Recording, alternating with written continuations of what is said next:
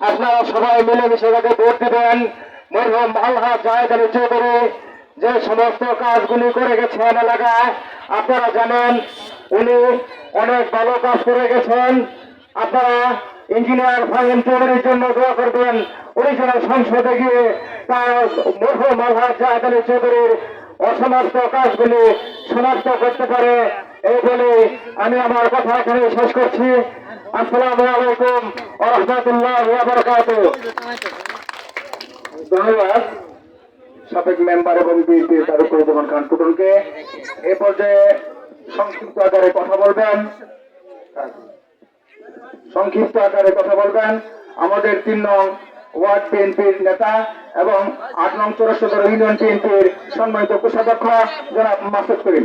জনাব মাসুদ করিমকে অত্যন্ত সংক্ষিপ্ত আকারে যোগ্য কথা বলার জন্য অনুরোধ জানাচ্ছি। বিসমিল্লাহির রহমানির রহিম। গণসংযোগ ও পথসভা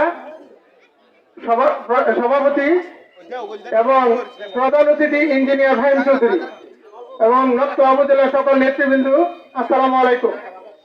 আমি আপনাদের সাথে আসলে ভাষণ দেওয়ার মতো আমার প্র্যাকটিস নাই। আমি আপনাদের কাছে একটি কথা বলি, ইঞ্জিনিয়ার ফাহিম চৌধুরী কেমন সৎ মানুষ, তার সাথে নকলানের থানার যত নেতৃবৃন্দ আছে যারা তারা চিনে, একটা মিথ্যা কথা বলতে তাদের বুক কাঁপে। সে মিথ্যা কথা পছন্দ করে না, কাউটারি বাটপারি পছন্দ করে না।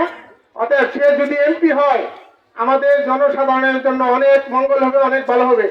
একটি লোক, একটি ভিক্ষুক সকাল ঘুম থেকে উঠে সকালবেলা তারা ঘুম থেকে জাগিয়ে তুলে সরাসরি ইঞ্জিনিয়ার ফাহিম চৌধুরীর কাছ থেকে তার বেডরুমে যে ভিক্ষা আনে, এরকম এমপি মন্ত্রী আপনারা কয়জন পাবেন? অতএব এই ইঞ্জিনিয়ার ফাহিম চৌধুরী যদি এমপি হয় আপনাদের এই সমাজে সন্ত্রাস থাকতো না, চাঁদাবাজ থাকতো না, জমি দূষণ থাকতো না।